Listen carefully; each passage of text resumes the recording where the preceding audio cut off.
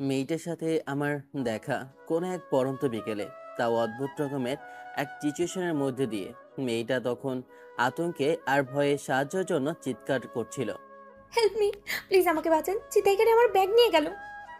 ঈশান ফাঁকা রাস্তা দিয়ে হেঁটে যাচ্ছিল। ঠিক তখনই চিৎকারের শব্দ শুনে বুঝতে পারল কেউ নিশ্চয়ই বিপদে পড়েছে। এদিকে ওদিকে তাকিয়ে কিছুটা সামনেই দেখতে পেল একটা মেয়ের হাত থেকে ছিনতাইকারী ব্যাগটা কেড়ে নেবার জন্য জোর জবরদস্তি করছে। আর এক মুহূর্ত দেরি না করে দৌড়ে গিয়ে লোকটাকে লাথি মারতেই লোকটা পড়ে গেল। ঈশান একবার মেয়েটার দিকে তাকালো, তারপর ছিনতাইকারীর হাত থেকে ব্যাগটা নিয়ে মেয়েটার দিকে এগিয়ে দিতেই লোকটা দৌড়ে পালিয়ে গেল। মেয়েটা ঈশানের দিকে কিছুক্ষণ তাকিয়ে রইল, তখনও বলল, এভরিথিং ইজ অল রাইট। মেয়েটা মাথা নেড়ে হ্যাঁ সূচক উত্তর দিল। রিক্সাওয়ালা দূরে দাঁড়িয়ে আছে, ওনাকে দেখে ঈশান বলল, আপনি তো চাইলেই ওনাকে সাহায্য করতে পারতেন, সেটা না করে এমন সঙ্গের মতো দাঁড়িয়ে আছেন যে। না মানে আসলে চুপ করুন, কাউকে হেল্প না করতে পারলে এখানে দাঁড়িয়ে দাঁড়িয়ে তামাশা দেখবেন না, যান এখান থেকে। লোকটা মাথা নিচু করে চলে যেতেই আমি মেয়েটার দিকে কিছুক্ষণ ধরে তাকিয়ে মাথা থেকে পা অব্দি বুঝতে পারলাম মেয়েটা হয়তো বা শহরের নতুন। মেয়েটা লং একটা থ্রি পিস পরে আছে, ওড়নাটা ভালোভাবে জড়িয়ে নিয়েছে, যেমনটা আজকাল দেখাই যায় না। মেয়েটা ভয় পেয়েছে, তাই আমি ওকে স্বাভাবিক হতে বললাম। আপু, ঠিক আছেন আপনি? হ্যাঁ, আমি ঠিক আছি, ধন্যবাদ আপনাকে, অসংখ্য ধন্যবাদ। ঠিক আছে, ধন্যবাদ দিতে হবে না। একটা কথা, আপনাকে দেখে মনে হচ্ছে আপনি সম্পূর্ণ নতুন এই শহরে, এখানকার সম্পর্কে কোনো কিছুই জানেন না মনে হয়। আসলে আমি গতকালকেই শহরে এসেছি, আর এখানকারই একটা কলেজের হোস্টেলে উঠেছি। আজকে কিছু কেনাকাটা করার ছিল, তাই একটু বাইরে বের হয়েছিলাম, আর তখনই ওই ছেলেটা আমার পিছনে, আর এখানে এসে এমন কিছু হলো। বুঝতে পেরেছি, কোথায় যাবেন বলুন, আপনাকে এগিয়ে দিয়ে আসি। না না, আমি ঠিক চলে যেতে পারবো। তাই বলে কি হয়? আপনার নিয়ে আসা রিসওয়ালাকে তো আমি রাগ করে তাড়িয়ে দিলাম, এখন আপনাকে এখানে ফেলে গেলে আবার কেউ আপনার সাথে এমনটা করতে পারে, আবারও কোনো ছিনতাইকারীর হাতে পড়তে পারেন। আর সব সময় কপাল ভালো হয় না, এই ছেলেটার হাতে তো কিছুই ছিল না, সামনে যদি আবার কোনো হাতে কিছু থাকে তখন তো ভয়ে সবটা ফেলে রেখেই পালাতে হবে। মেয়েটা কিছুক্ষণ ধরে চুপ করে থেকে কিছু একটা ভাবলো, তারপর বলল, আচ্ছা, চলুন, আমাকে কলেজ অবধি এগিয়ে দিলেই হবে। কোন কলেজের কথা বলছেন? এই তো সামনের ওই কলেজটাতে। ঈশান সামনের দিকে হাঁটতে লাগলো। মেয়েটা সেখানেই দাঁড়িয়ে, তাই ঈশান বলল, কি হলো, আসছেন না যে? আমার সাথে যেতে লজ্জা লাগছে? ভয় নেই, আমি ওর মতো নই। মেয়েটা এবার ঈশানের পাশাপাশি হাঁটতে লাগলো আর বলল, না, আমি ওরকম কিছু ভাবিনি। এত ভাবাভাবির সময় নেই, সন্ধ্যা হয়ে আসে, চলুন একটু দ্রুত পায়ে হাঁটুন। আর আশেপাশে রিক্সাও দেখতে পাচ্ছি না। মেয়েটা মাথা নেড়ে হ্যাচোচোক উত্তর দিতে এবার দুজনে হেঁটে এগিয়ে যেতে লাগলাম।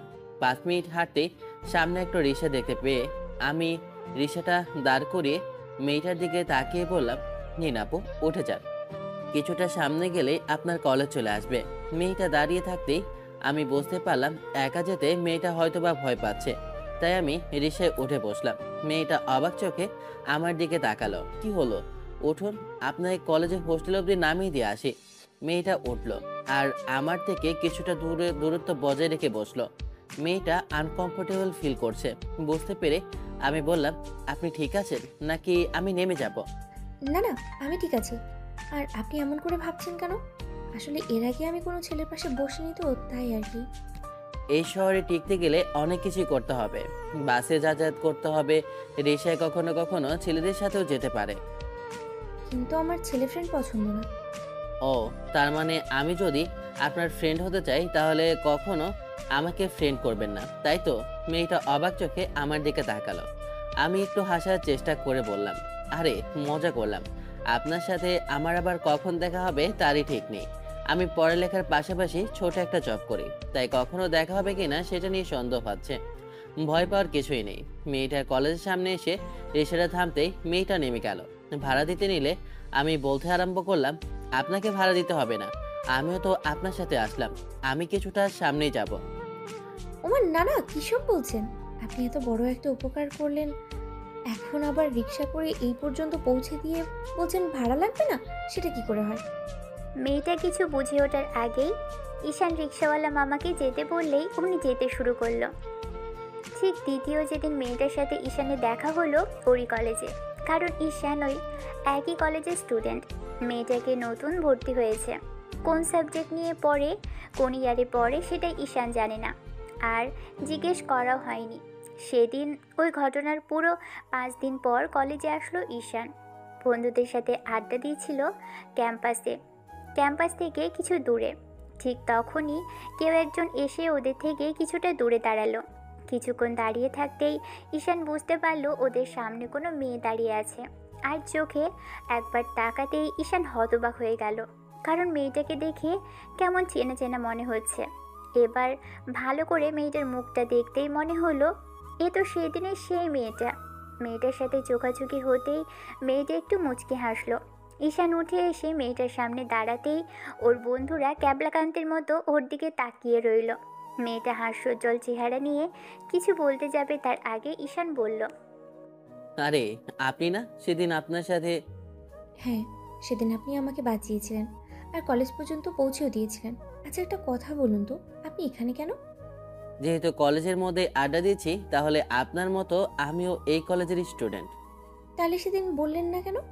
ঈশান বন্ধুদের দিকে তাকালো, তারপর কিছু একটা ভেবে ওদের উদ্দেশ্যে বলে উঠল, তোরা থাক, আমি একটু আসি।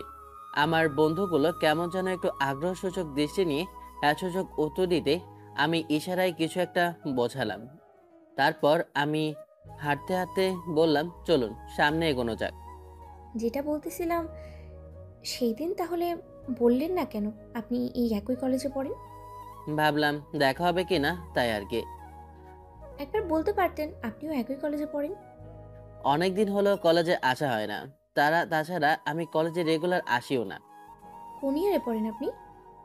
অনার্স সেকেন্ড ইয়ারে। আর আপনি? Honours first year. I mean, আপনি আমার থেকে জুনিয়র হবেন।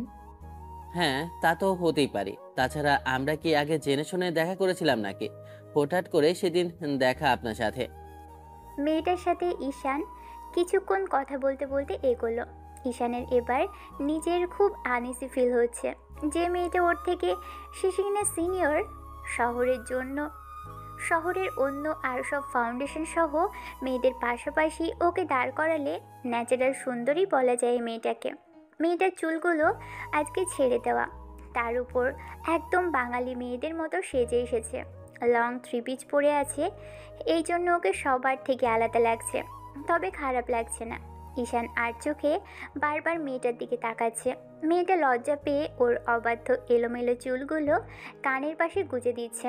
কেউ কোনো কথা বলছে না, তাই মেয়েটা বলল, না মানে, আসলে কখনো কোনো ছেলের সাথে কথা বলা হয়নি তেমন করে, তো তাই আর কি।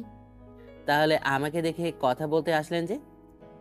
না মানে, আসলে সেদিন আপনি আমার এত বড় একটা উপকার করলেন, তাছাড়া আপনার সাথে সেদিন কথা হয়েছে সেই জন্যই বললাম। যেটাতে অভ্যস্ত নন সেটা করতে নেই। না মানে আসলে, মনের ওপর প্রেশার দিয়ে কিছু করতে নেই। আপনি কখনো ছেলেদের সাথে তেমন করে কথা বলেন না, তাহলে আমার সাথে কেন বলছেন? আমি আপনার জুনিয়র, কেউ হেল্প করলেই তার সাথে কথা বলতে হবে তেমনটা তো নয়। তাহলে খারাপ কারোর সাথে দেখা হয়ে গেলেও কথা বলতে আরম্ভ করবেন, আর কথা বলতে বলতে একটা সময় প্রেম, আর তারপর? আমি ওরকম মেয়েই নই। বুঝতে পেরেছি। আপনি ক্লাসে চলে যান, দেখে শুনে চলাফেরা করবেন, হোস্টেল থেকে কম বেরোবেন। মেয়েটা আর কোনো কথা বলল না, মাথা নেড়ে উত্তর দিল। ঈশান ফ্রেন্ডদের কাছে ফিরে আসলো, তারপর এসে ওদের হাজারটা প্রশ্নের উত্তর দিতে লাগলো। এমন করে মেয়েটার সাথে গত 1 মাসে কয়েকবার ঈশানের দেখা হলো। মেয়েটা নিজে থেকেই কয়েকবার কথা বলতে আসলো। ঈশান যখন থেকে মেয়েটার সাথে কথা বলে কেমন যেন অদ্ভুত একটা ভালো লাগা কাজ করে। মেয়েটার লজ্জামাখা মুখ, গোলাপের পাপড়ির মতো ঠোঁট, কাজল কালো চোখ, সব মিলিয়ে এলোমেলো করে দেওয়া ঈশানের মনে মাথাচাড়া দিয়ে ওঠে অনুভূতি। কিন্তু মেয়েটা যে ঈশানের চেয়ে 2-3 বছরের সিনিয়র, ঈশানের কেমন যেন একটা লাগে। কিন্তু মেয়েটা নিজে থেকেই কথা বলতে আসে। ঈশান ক্যাম্পাসের কোনো মেয়ের সাথেই এত বেশি কথা বলেনি। হ্যাঁ, অবশ্য কয়েকটা মেয়ে ওকে প্রপোজ করেছিল রিলেশনে যাওয়ার জন্য, কিন্তু ঈশানের তাতে কোনো ইচ্ছে ছিল না। মেয়েগুলো বুঝিয়ে বলতেই সাইড কেটে গেছে। এখন অবধি ঈশানের কোনো রিলেশন ছিল না। যখন মেয়েটার সাথে বেশ কয়েকবার দেখা হলো, ঈশানের মনে হচ্ছিল মেয়েটাকে এবার বলা দরকার, কারণ অনুভূতিগুলো কেমন যেন অদ্ভুতভাবে মনের মধ্যে শিহরণ বইয়ে দিচ্ছিল। আর যতবার মেয়েটার কাছাকাছি এসেছে ততবার মনে হয়েছে যে মেয়েটা যেন ওর জন্ম জন্মান্তরের পরিচিত।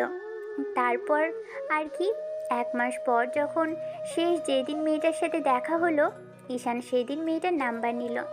কেমন যেন আনইজি ফিল করলেও তখন ঈশান বলেছিল, ভয় নেই, আমি প্রতিনিয়ত আপনাকে ডিস্টার্ব করব না, খোঁজ খবর নেব, এই আর কি। ওই দিনের পর থেকেই ঈশান নিজে থেকেই মেয়েটার সাথে রেগুলার কল দিয়ে কথা বলতো। আর মেয়েটা কেমন যেন ওর সাথে কথা বলতে বেশ ইজি ফিল করতে শুরু করে। একটা সপ্তাহ যখন দুজনের রেগুলার কথা হলো, তখন প্রেমা মেয়েটা নিজে থেকেই কথা বলতে আরম্ভ করেছিল। ঈশান কল না করলেও মেয়েটা নিজে থেকেই কল করেছিল। তাতেই ঈশান ভেবে নিয়েছিল মেয়েটাও হয়তো কাউকে পছন্দ করে, তাই ঈশান মেয়েটাকে একা দেখা করার জন্য ডাকে। মেয়েটা প্রথমে রাজি না হলে ঈশান বলেছিল, আমি তাড়াতাড়ি আপনাকে ছেড়ে দেব। আর কোনো নির্জন জায়গায় ডাকিনি, পাবলিক প্লেসে আসবেন আপনি। সে ঠিক আছে, কখন আসতে হবে বলুন? আপনার যখন সুবিধা হয় আমাকে মেসেজ দিলেই আমি চলে আসব। এই তো বলেন যে আপনার নাকি সময় নেই, সবসময় অফিসের কাজে ব্যস্ত থাকেন, তাহলে এখন? দেখা করতে ইচ্ছে হলে আসবে, না হলে বলে দিন। এত রিজন দেখানোর কি আছে? সব কথা এত রাগ দেখানোর কি আছে আজব? রাগ দেখানোর মতো কোনো অধিকার এখনো তৈরি হয়নি, যখন হবে তখনই দেখাবো। মানে? মানে টানে পরে হবে, আগে দেখা তো করুন ম্যাডাম, তারপর না হয় মানে জানবেন। পরদিন প্রেমা ঈশানকে সময়টা বলে দিলে ঈশান ঠিক সময়ে প্রেমার আগে পৌঁছতে পারেনি। প্রেমাই আগে থেকে অপেক্ষা করেছে। আধা ঘন্টা যাবৎ মেয়েটা অপেক্ষা করলো। তখন ঈশান গিয়ে প্রেমার সামনে দাঁড়িয়ে 2 কানে হাত রেখে বলেছিল, সরি সরি, আমি ঠিক সময়ে আসতে পারিনি, I am really sorry, please রাগ করবেন না। মেয়েটা সেদিন ওর এরকম বাচ্চামি দেখে হেসেছিল। এই প্রথম ঈশান মেয়েটাকে এরকম মন খুলে হাসতে দেখলো। তাই ঈশান কিছুক্ষণের জন্য ওর হাসিটার দিকে তাকিয়ে স্তব্ধ হয়ে গিয়েছিল। প্রেমা ঈশানকে এরকম হাঁ করে তাকিয়ে থাকতে দেখে বলল, এখন বলুন কি জন্য ডেকেছেন? ঈশানের ঘোর কাটতেই ও মেয়েটার সামনে বসে পড়ল না, কিছুক্ষণ চুপ করে রইল, তারপর বলতে আরম্ভ করেছিল, জানি না কথাগুলো কিভাবে বলবো আর আপনি কিভাবে নেবেন। আগে এই আপনি শব্দটা বাদ দিতে চাই। তুমি করে বললে কি সমস্যা আছে আপনার? না না, তাছাড়া আমরা একই কলেজে পড়লেও একই ইয়ারে তো আর পড়ি না। আর তাছাড়া অনেকদিন যাবতই আমাদের কথা হয়, তাই সমস্যার কিছু নেই। আপনি তুমি করেই বলতে পারেন, তাছাড়া আমার ফ্রেন্ডের মতোই। কিন্তু আমার ফ্রেন্ড থাকতে ইচ্ছে করছে না, আমার অন্য কিছু হতে ইচ্ছে করছে। মানে? ঈশান টেবিলের উপর রাখা মেয়েটার হাতের উপর হাতটা রাখলো। সাথে সাথে প্রেমা মেয়েটা কেমন যেন হাতটা সরিয়ে নিতে চাইলো। ঈশান আবারও ওর হাতটা ধরে বলতে আরম্ভ করলো, প্লিজ, হাতটা হয়তো আমাকে দূরে সরিয়ে দিবে, কিন্তু আজকের পর আমি চাই আমাকে ভালোবাসতে না পারলেও অন্তত আমার সাথে সম্পর্কটা নষ্ট করবে না, প্লিজ। মেয়েটা ফ্যালফ্যাল করে ঈশানের দিকে তাকিয়ে রইল। ঈশানের ভয় হতে শুরু হয়েছে, এই বুঝি মেয়েটা ওর গালে একটা থাপ্পড় মেরে দিবে। কিন্তু মেয়েটা তেমন কিছুই করলো না। ঈশান ভয়ে চোখ জোড়া বন্ধ করে নিল আর মেয়েটার হাতের উপর থেকে হাত সরিয়ে কিছুক্ষণ চুপ করে রইল। বেশ কিছুক্ষণ বাদে যখন তাকালো, খেয়াল করলো মেয়েটা উৎসুক জনতার মতো ওর দিকে তাকিয়ে আছে। তখন ঈশান বলল, কি হলো প্রেমা, কথা বলছো না যে? ঈশানের এমন প্রশ্নে প্রেমা এবার শুকনো ঢোকিল। ঈশান বুঝতে পারলো যে মেয়েটা হয়তোবা এরকম কিছু আশা করেনি। আর এতগুলো দিনেও ঈশানের মনে হয়নি মেয়েটার বয়ফ্রেন্ড থাকতে পারে, তাই তেমন করে ওকে কোনো কথাই জিজ্ঞেস করেনি। এরই মাঝে যতবার মেয়েটার সাথে দেখা হয়েছে ততবার মেয়েটা তেমন কিছু প্রকাশ করেনি। তাছাড়া যদি বয়ফ্রেন্ড থাকতো, এরই মাঝে একবার হলেও কলে কথা বলতো। গ্রাম থেকে আসা একটা মেয়ে ছেলেদের সাথে তুমি আমার সম্পর্কে সবই জানো, এখন যদি এই কারণে আমাকে দূরে সরিয়ে দাও আমি ভেতর থেকে ভেঙে যাব। প্লিজ প্রেমা। ঈশানের অসহায় কণ্ঠটা মেয়েটা বুঝতে পারল। ঈশান মনের ভিতর নানা রকমের নেগেটিভ চিন্তাভাবনা উকি দিল। এবার মেয়েটা হুটহাট করে ওর হাতের উপর হাত রেখে একটু হাসার চেষ্টা করলো। ঈশানের কথার পরিপ্রেক্ষিতে মেয়েটা যে এমন কিছু করবে ঈশান ভাবতেই পারেনি। ঈশান অবাক চোখে তাকাতেই মেয়েটা বলল, প্লিজ আমাকে একটু সময় দিন, আমি ভেবে আপনাকে জানাবো। মানে ভালো কি এমন ভেবে চিনতে বাসবে? ভেবে জানাবে? তার মানে তুমি আমাকে নিয়ে কিছু ভাবোইনি, তাই না?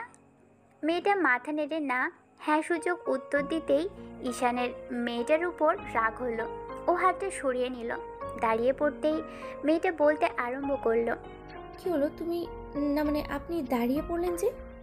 এতগুলো দিন যাবৎ আমাদের দেখা হচ্ছে, এই দিনগুলোতে তুমি আমাকে নিয়ে একটু ভাবনি, আর এখন এসে বলছো আমাকে নিয়ে ভাবা হয়নি। তুমি মিথ্যে বলতেছো, আমি বিশ্বাস করি না। সত্যি বলতেছি, তুমি আমার আসলে আপনি আমার জুনিয়র, তাই আর কি আপনাকে নিয়ে তেমন করে ভাবা হয়নি। আমি সময় নিয়ে ভাববো, তারপর আপনাকে জানাবো। ঠিক আছে, তোমার যখন মনে হবে আমাকে তোমার দরকার কিংবা কোনো প্রয়োজন, আমাকে তুমি ডাকলেই আমি তখন আসবো। তার আগে আমাদের আর দেখা হবে না।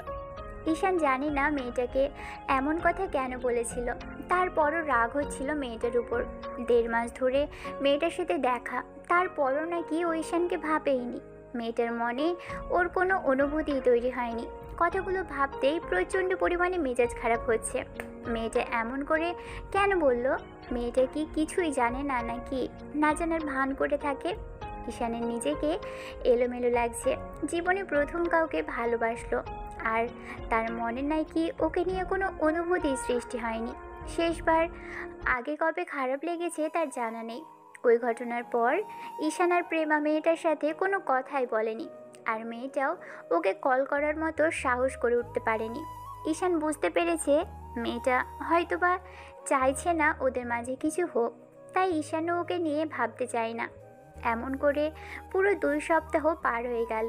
তারপর যখন মেয়েটার কল আসলো তখন ঈশান অফিসের কাজ করছিল। ও ভাবতেও পারেনি মেয়েটার নাম্বার থেকে কল আসবে। এই কয়েকটা দিনে ঈশান কলেজেও যায়নি, তাতে মেয়েটার সাথে যেন দেখা না হয়, কারণ মেয়েটা হয়তো ওকে ভালোবাসতে পারবে না। তাই ঈশান চাইছে ওর জন্য নতুন কোনো অনুভূতির সৃষ্টি হোক। কয়েকবার ফোনটা বাজতেই ঈশান ফোনের স্ক্রিনের দিকে নজর গেল। প্রেমার নাম্বারটা দেখেই ঈশান ফোনটা রিসিভ করলো। ওপাশ থেকে কান্নার শব্দ ভেসে আসতে লাগলো। ঈশান কিছুটা হকচকিয়ে গেল আর বলল, এই কি হয়েছে তোমার? কাছো কেন? আমাকে বলো কি হয়েছে। মেয়েটা হেসকে তুলে কেমন ভাঙা ভাঙা কণ্ঠে আমাকে বলল, ঈশান, আমাকে কলেজে। কি হয়েছে সেটা তো বলো। তুমি কান্না থামাও প্লিজ, আমাকে বলো তুমি এখন কোথায়। আমাকে বলো কি হয়েছে, কে কি বলেছে আমাকে বলো। কলেজের কলেজের কতগুলো কতগুলো ছেলে আমার সাথে অসভ্যতামি করেছে। ওদের কথা শুনিনি বলে ওরা আমার অন্যটা নিয়ে নিয়েছে। ফুয়াদ, তুমি এখন কোথায় আছো? আমি আমি ক্যাম্পাসে আছি, বুঝতে পারছি না কি করব। আপনি প্লিজ আসুন, আমার খুব ভয় লাগছে ঈশান। ওকে ওকে, রিল্যাক্স। আমি কয়েকটা ফ্রেন্ডদেরকে কল করছি, ওরা চলে আসবে, তুমি ভয় পেও না, আমি আসি। ঈশান আর এক মুহূর্ত অফিসে দেরি করলো না, তাড়াহুড়ো করে বেরিয়ে গেল। বাইকটা নিয়ে কলেজের উদ্দেশ্যে বেরিয়ে পড়ল। 10 মিনিটের মধ্যেই কলেজে পৌঁছলো। এরই মাঝে ঈশান ওর ফ্রেন্ডগুলোকে কল দিতেই ওরা প্রেমাকে খুঁজতে আরম্ভ করলো। কয়েকটা ফ্রেন্ড ইতিমধ্যে প্রেমাকে পেয়েও গেছে। ওরা কল করে সবাইকে এক জায়গায় জড়ো করতেই প্রেমা লজ্জা পেয়ে গেল।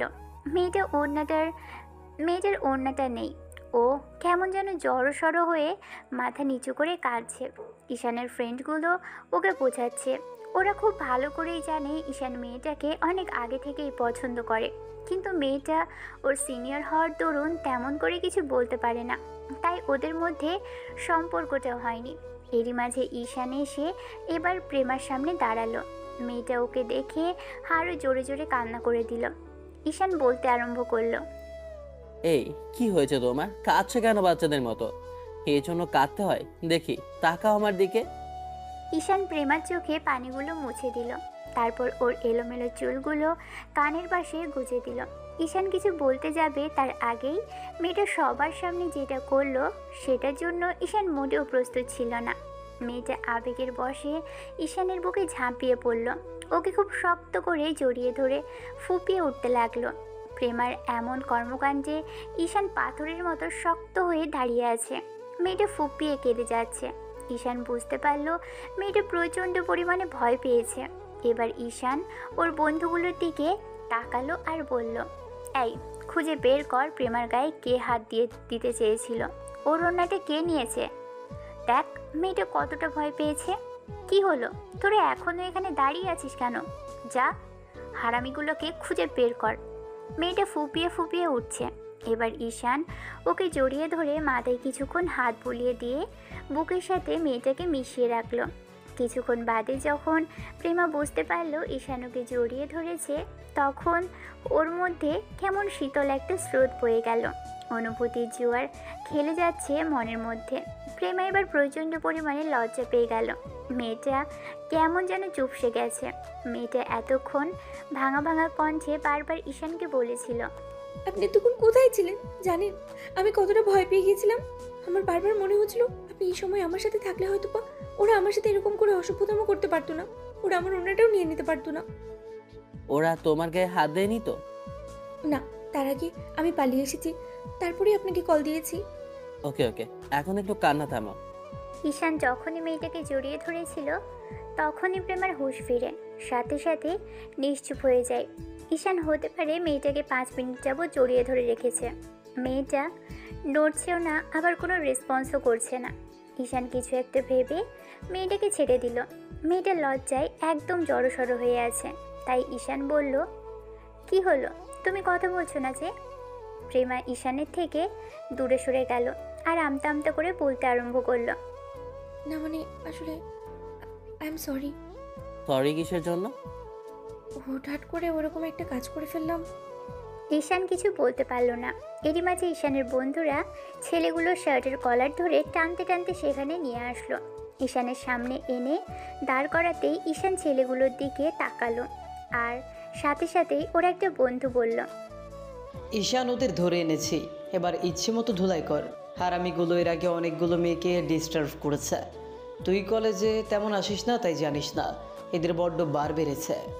বড় লোকের ছেলে বলে যা খুশি তাই করে বেড়াবে, এদের একটা উচিত শিক্ষা দেওয়া দরকার।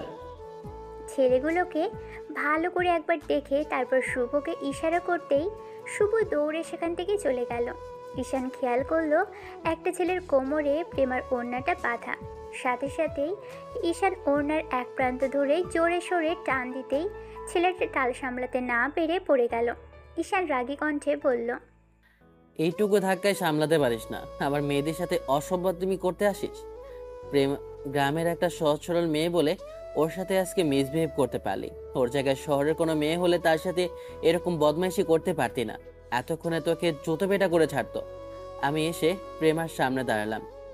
প্রেমার মাথা নিচু করে আছে। ঈশান প্রেমার গায়ে ওড়নাটা জড়িয়ে দিল, তারপর পকেট থেকে একটা টিস্যু বের করে ওর হাতে দিয়ে বলল, যতক্ষণ কাঁদবে ততক্ষণ ওর চোখ মুছতে থাকবে। আর হ্যাঁ, ওদের সাথে বোঝাপড়া শেষ করে এসে যেন দেখতে পাই তোমার কান্নাটা থেমে গেছে, না হলে কিন্তু এরপর তোমার পালা। ঈশানের এরকম রাগী কণ্ঠ শুনে মেয়েটা ওর দিকে চোখ বড় বড় করে তাকালো। ঈশান একটু হাসার চেষ্টা করলো। এরই মাঝে শুভ ফিরে আসলো একটা হকি স্টিক হাতে। ওদের কর্মকাণ্ডে প্রেমা ফ্যাল ফ্যাল করে তাকিয়ে রইল। ঈশান আর মেয়েটার দিকে তাকালো না। ওর চেহারার দিকে তাকালে শয়তানগুলোকে মারতে পারবে না। ঈশান হকি স্টিকটা হাতে নিল। যে ছেলেটার কোমরে ওড়না বাঁধা ছিল ওর পায়ে একটা আঘাত করে বলল, এই, ওর গায়ে হাত কে দেওয়ার চেষ্টা করেছে? আর ওড়নাটা কে নিয়েছিল আগে? এখন বেছে বেছে মারার সময় নেই, সবগুলোকে ধুলাই কর। তোর যদি কষ্ট হয় তাহলে বল, আমি কানের নিচে কয়েকটা লাগিয়ে দেই। এখন হিরোগিরি দেখাতে হবে না, এতক্ষণ তো কিছুই করতে পারিসনি। এই বল, কে ওর গায়ে হাত দেওয়ার চেষ্টা করেছে? ঈশান প্রত্যেকটা ছেলের পায়ে এক একটা করে বাড়ি দিতেই ছেলেগুলো হামাগুড়ি দিয়ে বসে পড়ল।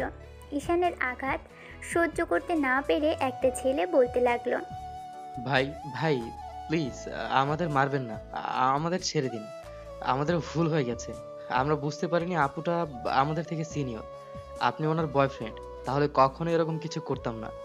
প্লিজ আমাদের ছেড়ে দিন। বয়ফ্রেন্ড কথাটা শোনার সাথে সাথেই প্রেমা চোখ বড় বড় করে ঈশানের দিকে তাকালো। ঈশান কোনো কথা না বলে আবারও ছেলেটাকে বাড়ি দিয়ে বলল, ওর ওনাটা কে নিয়েছিল বল? ভাই আমি না, ও ও নিয়েছিল। ওই বেশি অসভ্যনবী করেছে আপনার গার্লফ্রেন্ডের সাথে। ছেলেটা ওর পাশের ছেলেটাকে দেখাতেই ঈশান ছেলেটার চুলের মুঠি ধরে উঠিয়ে ইচ্ছে মতো ওকে বাড়ি মারতে লাগলো। মারতে মারতে পুরো মাটিতে শুয়ে দিল। ঈশান বদমাইশগুলোকে পাগলের মতো মারতে আরম্ভ করলো। রাগে ঈশানের মাথাটা খারাপ হয়ে যাচ্ছে। যখনই ভাবছে একটু আগে ওই মেয়েটা ওর চোখের সামনে কাঁদছিল, যতবারই প্রেমার কান্না ভেজা মুখটা চোখের সামনে ভাসছিল, রাগটা বেড়ে দ্বিগুণ হয়ে যাচ্ছিল। মেয়েটার চোখের পানি কেন জানি সহ্য হচ্ছিল না। মেয়েটা আজকে বাচ্চাদের মতো করে ওকে জড়িয়ে ধরে রেখেছিল। এই প্রথমবার মেয়েটা ওকে এমন করে স্পর্শ করলো। এর আগে অবশ্য ওরা দুজন রিকশায় পাশাপাশি অনেকবারই বসেছে, কিন্তু শরীরে কখনো টাচ লাগেনি। যতবার মেয়েটার কান্না ভেজা চোখ জোড়া ঈশানের সামনে ভাসছে, ততবারই ঈশান ছেলেগুলোকে জোরে জোরে আঘাত করছিল। ঈশানের বন্ধুরা বুঝতে পারলো এরকম করে মারতে থাকলে কোনো একটা অঘটন ঘটে যাবে, তাই ওরা ঈশানকে আটকানোর চেষ্টা করলো। ঈশান নিজেকে কন্ট্রোল করতে পারছে না, পুরো উন্মাদ হয়ে গেছে। এবার শুভ আর মেহেদি ওকে থামানোর জন্য বলতে লাগলো, ঈশান ছাড়, কি করছিস? এত মারলে ওরা মরে যাবে। কিছু একটা হয়ে গেলে অনেক বড় ঝামেলায় হয়ে যাবে। এবারের মতো ওদের ছেড়ে দে। ঈশান কি করছিস? কি ছাড় ওদের। এই তোরা দাঁড়িয়ে আছিস কেন? যা এখান থেকে। ওদের কি দাঁড়িয়ে থাকার মতো অবস্থায় রেখেছে? ওরা হেঁটেও যেতে পারবে না। শুভ বুঝতে পারলো ঈশানকে এত সহজে থামানো যাবে না, তাই এবার প্রেমাকে উদ্দেশ্য করে বলতে লাগলো, আপু প্লিজ আপনি কিছু একটা করুন। দেখুন না ওকে থামাতে পারছি না। দেখুন না ওকে থামাতে পারছি না। আপনি পারবেন ওকে থামাতে। ওর সাথে একটু কথা বলুন প্লিজ। ওকে একটু থামান, না হলে কিন্তু ওদের মেরে ফেলবে। দেখুন কিরকম পাগলামি করছে। ঈশানের এমন কথাতে প্রেমা বুঝতে পারলো ছেলেটাকে থামানো দরকার। তাই কোনো উপায় না পেয়ে ঈশানের হাত ধরতে নিলে ও আবারও সরিয়ে দিল। কেউ আমাকে আজকে ধরবি না, আজকে ওদের শেষ করে ফেলবো। কত বড় সাহস, ওরা আমার প্রেমার গায়ে হাত দেয়। ওদের হাড় মাংস আমি আজকে আলাদা করে ফেলবো। ওদের সাহস কি করে হলো আমার জানের গায়ে হাত দেওয়া? ওদেরকে আমি শেষ প্রেমা করে বুঝতে ফেলবো। পারলো এমন করে হবে না। ও কিছু একটা ভাবলো, তারপর হুটহাট করে ঈশানকে পিছন থেকে জড়িয়ে ধরলো। প্রেমার হঠাৎ স্পর্শে ঈশান স্তব্ধ হয়ে গেল। ও বোঝার চেষ্টা করলো ওর সাথে কি হচ্ছে। মেয়েটা ওকে জাপটে পিছন থেকে জড়িয়ে ধরে চোখ জোড়া বন্ধ করে নিয়ে বলতে আরম্ভ করলো, ঈশান প্লিজ পাগলামি করো না, আমার কথাটা শোনো। ওদের ওদের ছেড়ে দাও, ওরা ভুল করেছে। তার জন্য ওদেরকে মেরে ফেলবে নাকি? হ্যাঁ প্লিজ ছেড়ে দাও বলছি। আমি আমি এরপর থেকে বোরখা পরে বের হবো ঈশান। ওরা আর আমাকে দেখতে পাবে না। প্লিজ ঈশান তুমি ওদেরকে ছেড়ে দাও। প্রেমার কথাতে ঈশান চুপচাপ হয়ে দাঁড়িয়ে রইল। কিছুক্ষণ বাদে ঈশানের বন্ধুগুলো ওই ছেলেগুলোকে উদ্দেশ্য করে বলল, ঈশান প্লিজ পাগলামি করিস না, ছাড় ওদের। এই তোরা এখনই এখান থেকে দূর হয়ে যা। ঈশান সজ্ঞানে ফিরে আসলে একদম লাশ হয়ে ফিরতে হবে। ঈশানের কথাতে বলতেই ছেলেগুলো কোনো রকমে খুঁড়িয়ে খুঁড়িয়ে সেখান থেকে পালিয়ে গেল। ঈশান তেমন একটা সামনের দিকে তাকিয়ে আছে। ঈশান বোঝার চেষ্টা করছে এটা কি ওর মনের ভুল, নাকি প্রেমা সত্যি আবারও ওকে জড়িয়ে ধরেছে। যাকে ভালোবাসে সেই মেয়েটা ওকে জড়িয়ে ধরেছে। এবার জায়গাটা ফাঁকা হয়ে যেতেই ঈশানের বন্ধুগুলো ওর দিকে কিছুক্ষণ তাকিয়ে থেকে ভাবলো এখানে থাকাটা আর ঠিক হবে না। এখানে দুজনের ভালোবাসা চলছে, এখানে প্রেমা মেয়েটা লজ্জা পাবে। তাই শুভ বলতে আরম্ভ করলো, মেহেদি চল এখান থেকে। এবার বাকিটা ওরা সামলে নিতে পারবে। আমাদের এখানে থাকাটা ঠিক হবে না। দুজনে দুজনের দিকে তাকিয়ে একটু হাসলো, এরপর সেখান থেকে চলে গেল। ঈশানের হুঁশ ফিরল ওদের কথাতে। তারপরও কিছুক্ষণ চুপচাপ অমন করেই চুপচাপ দাঁড়িয়ে রইল। মেয়েটা ছাড়িয়ে নিলেই হয়তো এই সময়টা চলে যাবে। ঈশানের মনে হয়েছে প্রেমা এই মুহূর্তে কিছুতেই ওর সামনে আসবে না। মেয়েটা বড্ড লজ্জাবতী, তার উপর যখন বুঝতে পারবে এরকম একটা কাজ করেছে, তখন হয়তো বা ওর সাথে যোগাযোগ করাই বন্ধ করে দিবে। কলেজে ক্লাস চলছে, না হলে ক্যাম্পাসে এমন কিছু হওয়াতে হয়তো বা লোকজন এখানে জড়ো হয়ে যেত। এখানে কেউ ওদের দেখে ফেললে হয়তো বা প্রেমাকে লজ্জায় পড়তে হবে। কথাগুলো ভেবেই ঈশান মেয়েটাকে ছাড়িয়ে নিল। তারপর ওর দিকে ফিরতেই এবার প্রেমা লজ্জা মাখা চোখে একবার ওর দিকে তাকিয়ে মাথাটা নিচু করে ফেলল। ঈশান কিছু বলার আগেই প্রেমা বলতে লাগলো, উম, না মানে আসলে আমি বুঝেছি, তুমি আবেগের বশে এরকমটা করেছো। সমস্যা নেই, যেমন করে হোক আমার কাছে তো এসেছিলে, এখন কান্না থামাও। আর তুমি এত কাঁদছিলে কেন? প্রেমা প্রচণ্ড পরিমাণে লজ্জা পাচ্ছে। ঈশান আবারও ওর চোখের পানিগুলো মুখের দুই পাশে হাত দিয়ে মুছিয়ে দিল। এবার মেয়েটা আবেশে চোখ জোড়া বন্ধ করে নিল। হয়তো প্রিয় মানুষটার এরকম স্পর্শে আবেশে চোখ বন্ধ করে নিচ্ছে। অজানা এক শিহরণ খেলে যাচ্ছে মনের মধ্যে। ঈশান এমন কিছু না ভেবে মেয়েটার কান্না করা এলোমেলো চেহারাটাকে ভালো করে দেখে নিল। তারপর ওকে একটা গাছের নিচে বসিয়ে দিয়ে চলে গেল। কিছুক্ষণ বাদে ঈশান একটা পানির বোতল এনে প্রেমার হাতে দিতেই ওর চোখে মুখে পানিটা ছিটিয়ে দিল। ঈশান আবারও একটা টিস্যু এগিয়ে দিতেই প্রেমা মুখটা মুছে নিল। এখন কোথায় যাবে? ঈশান কথাটা বলতেই মেয়েটা হুটহাট করে যেটা করলো তাতে ঈশান আবারও অবাক হলো। আজকে যেন ঈশানের অবাক হওয়ার দিন, কারণ মেয়েটা ওর এতটাই পাশাপাশি বসেছে যার জন্য ওর গায়ের সাথে গাল লেগে যাচ্ছে। ঈশান কথাটা বলতে মেয়েটা ওর একটা হাত জড়িয়ে ধরে ওর কাঁধে মাথা রেখে চোখ জোড়া বন্ধ করে নিল। ঈশান বুঝতে পারলো মেয়েটা এখনও ভয় পাচ্ছে। ঈশান মেয়েটার মাথার সাথে মাথাটা ঠেকিয়ে বলতে লাগলো, কি হয়েছে, ভয় লাগছে এখনো? হুম। এমন করে কতক্ষণ থাকবে? কেউ দেখে ফেললে শেষ, তোমাকে লজ্জায় পড়তে হবে। থাকি না এমন করে, ভয় লাগছে। ভয়টা কেটে গেলেই না হয় তুমি চলে যেও। তুমি একবার আপনি করে বলো, আবার তুমি করে বলো, কখন কি করো নিজেও জানো না। ঈশান মুচকি হাসলো। তারপর কিছুক্ষণ বাদে প্রেমাকে জড়িয়ে ধরলো। প্রেমা আবারও চোখ জোড়া বন্ধ করে নিলেই ঈশানের হাতটা খামচে ধরে রাখলো। প্রেমার ভিতরে আজকে অজানা কোনো শিহরণ বয়ে যাচ্ছে। ঈশান মেয়েটার চোখ মুখের এক্সপ্রেশনটা বোঝার জন্য ওদিকে তাকিয়ে রইল। তখনই প্রেমা বলতে আরম্ভ করলো, ঈশান, তোমাকে আমার কিছু কথা বলার আছে। আমি জানি তুমি কি বলতে চাইছো। তুমি এটাই বলবে আমাদের মাঝে এমন কোনো সম্পর্ক নেই, আর তুমি আমার সাথে কোনো রকম সম্পর্ক করতে পারবে না, তাই তো? ঈশানের কথাতে মেয়েটা তাড়াহুড়ো করে ওর দিকে তাকালো। প্রেমা ঈশানের হাতটা ছেড়ে দিতেই ঈশান ওকে ছেড়ে দিল। সাথে সাথে মেয়েটা রাগী চোখে ঈশানের দিকে তাকালো। মেয়েটার এরকম রাগী চেহারাটা দেখবে ঈশান কখনো ভাবতে পারেনি।